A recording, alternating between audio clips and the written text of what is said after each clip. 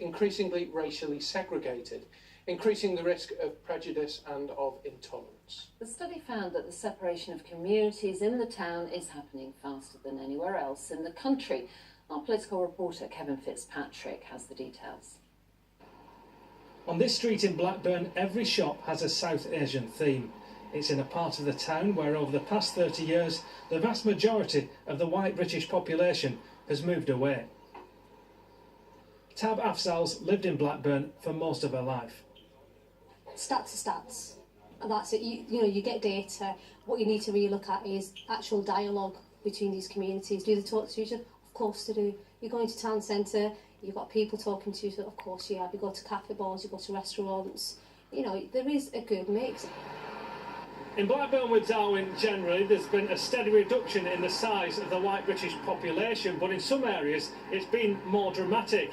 Here in the Bastwell ward in 1991, the size of that population was about 42.3%, but by 2011 it had fallen to just 7.8%. Well, people have changed these days. I mean, everything's changed so far. I mean, they move this way, they move that way, they move anyway. It affects how people think about it, like stereotype and how people think, and people judge and all that. I have noticed that areas have changed, but people integrate round where I live in Blackburn. One local councillor accepts the figures, but says they don't tell the whole story.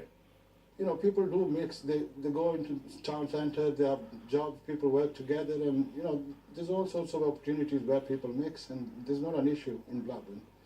In this area there are numerous groups and initiatives working to bring communities together, and they're also trying to remove the barriers that prevent integration.